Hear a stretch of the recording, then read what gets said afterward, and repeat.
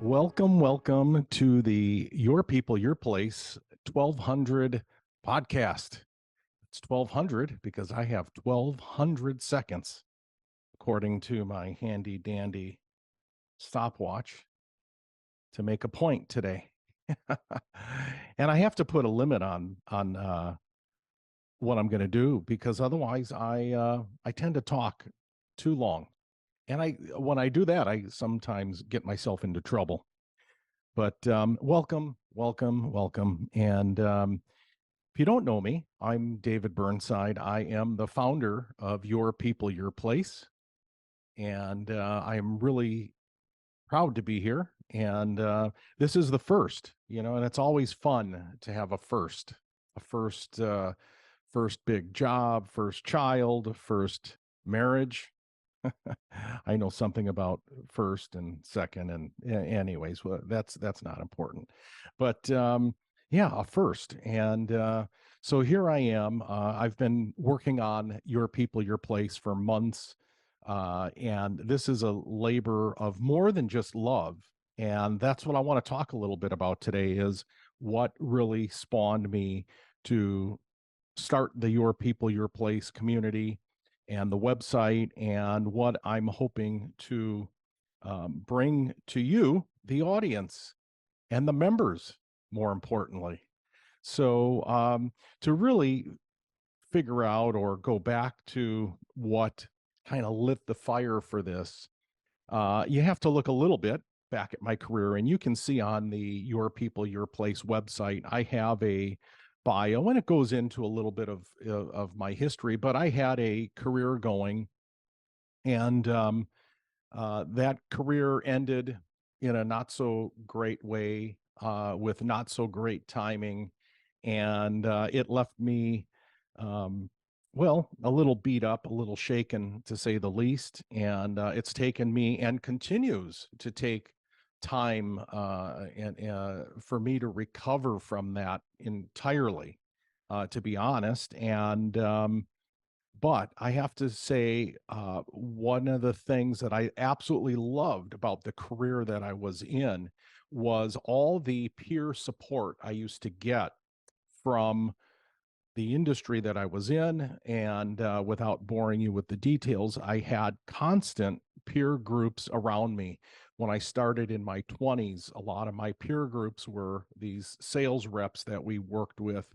And I was a young kid working with a lot of, oh man, 30, 40, 50, 60-year-old people. And they looked at me in my early 20s and just thought, what the hell, who let you in?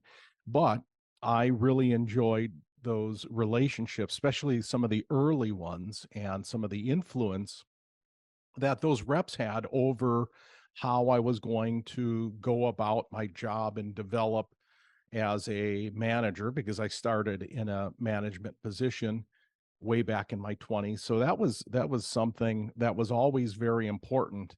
And then I kind of backed away from the peer support, or didn't have it as, front and center. As I got to my 30s, and in particular my 40s, you start thinking all sorts of stuff. And as I moved up the ladder, so to speak, I got involved in a support group or peer group for executives. And ultimately, I finished in a peer group for owners and business owners and leaders, and presidents and CEOs. And the only reason that I bring that up is not to let you know that I was a president and CEO. Well, I wasn't a CEO, but I was a president. And but that's not important right now. What is important is, while I developed and worked with this peer group, it offered me a incredible opportunity to sit with very like-minded people that were in a very similar position. So it all felt, as much as it's intimidating to sit with other people doing the same job at, in some cases, much larger companies, all very different companies, we did share the commonality of having the responsibility of leadership, managing people, managing clients and customers, or just support for our company. So it is a rather daunting task, and it was great to have this support around me. And even after my job had ended, I stayed with my peer group for quite a few months. And they helped me get on my way to starting Your People, Your Place. And of course, I had the idea, well, why can't I develop a peer group for midlife people that are looking for the same type of support through all the plethora of things that we have to go through once we hit the midlife. So, that in a nutshell got me to think about this concept of bringing a community and developing a community where people midlife and older, and we'll talk about that in just a second, where we get together and we talk about some of the common challenges that we have, not always just challenges. They could be great opportunities, and we need support for that opportunity, whether it's a new business venture like I am engaging in, or we want to embrace new hobbies or different ways to learn as we get older.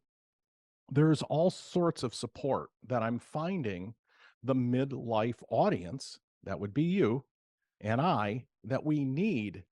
And it's one thing to have friends sitting around us and helping us along the way in life's journey, but all too often we have certain walls that we don't break through with our friends. We don't go and discuss certain subjects. Now, if you happen to have a friend or a friend circle that really no topic is off limits, man, we definitely would like to hear from you and have you share that experience, because it is pretty rare. Usually there's something you have to hold back. If that friend is in particular a family member, there may be certain family topics that are absolutely off the table. If it's a group of friends that go back to your childhood, talking about marriage woes or financial woes are something that we may not want to do with those friends, especially financial. Why? Because we have this thing called ego, and we worry too often what other people are going to think. So, therefore, our friend group doesn't really get to solve some of these bigger issues that we have. And that is where the Your People, Your Place community comes into play. So I was in this peer group experience for probably the better part of 13 or 14 years. And what I really liked about it, one was there was that commonality where there was there was a bar to getting in there, and then there were some rules that we had to adhere to that were very comforting. And the biggest ones were the confidentiality. You weren't in there to judge one another. You were in there to assist and help one another.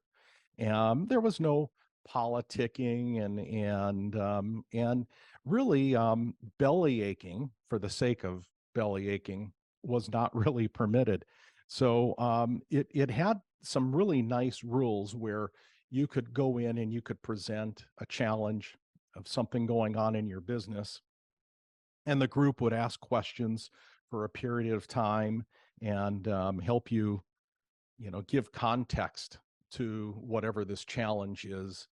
And when we exhaust the questions, we would move into sharing ideas or suggestions. And I liked the framework of them being presented as suggestions, because then what it did is it put the accountability back onto my shoulders. I was able to then decipher through all the suggestions which ones I was going to take to heart and implement. And that was very powerful, because at that point you're really exposing yourself through that accountability and creating a vulnerability, the safety net for the community is that trustworthiness, the fact that the details of what we discuss in a meeting stayed in the meeting. And likewise, at your people, your place, we ask that all the details stay in the private membership. And that's really important. The no judgment was something that was really intriguing to not waste any time. So it kind of took the barrier away, so to speak, of presenting a problem or thinking, well, I don't know if I should present this. It gave you that confidence to make yourself vulnerable and share something in front of your peers that you might think in the back of your mind, well, heck, I should know this. I should know how to do this, but I don't. And as soon as you get the words out and you share with the group, you realize that's kind of a silly notion.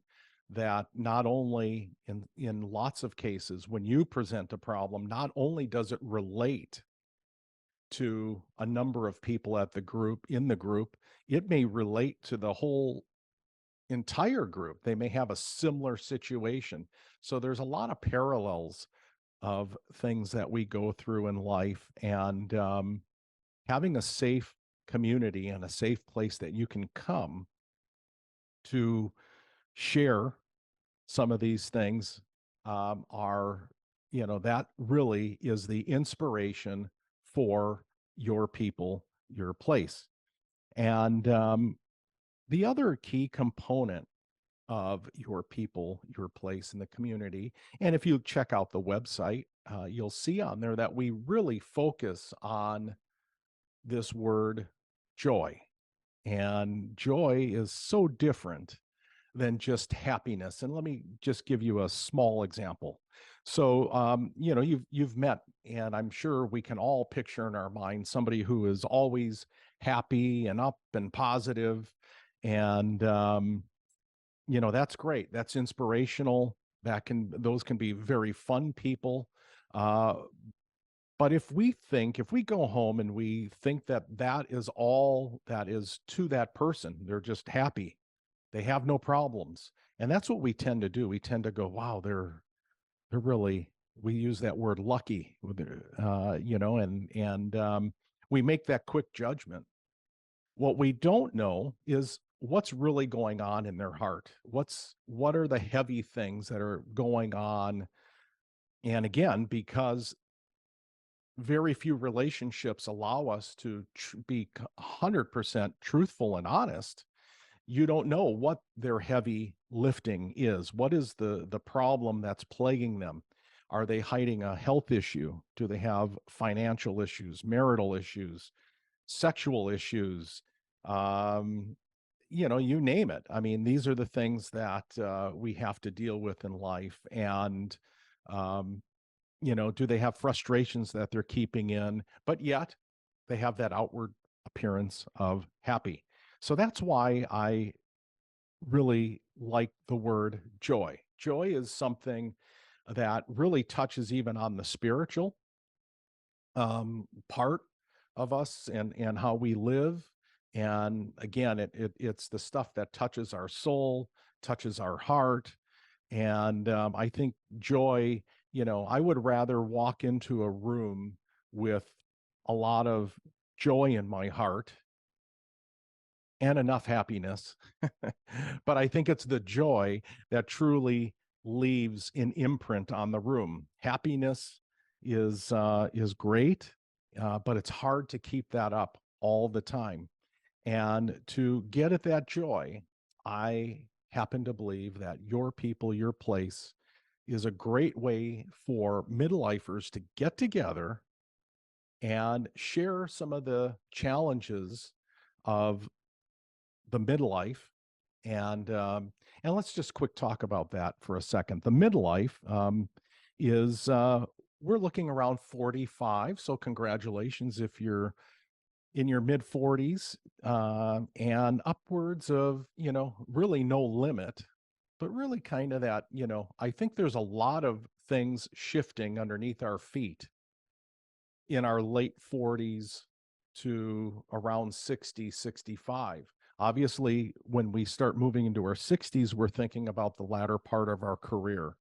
But in our 40s and 50s, we might still be struggling with issues regarding our job, our relationships with our kids, becoming empty nesters. We might be dealing with parents that are getting older and having health issues. And that can be a lot of all of those things, obviously, can be very stressful.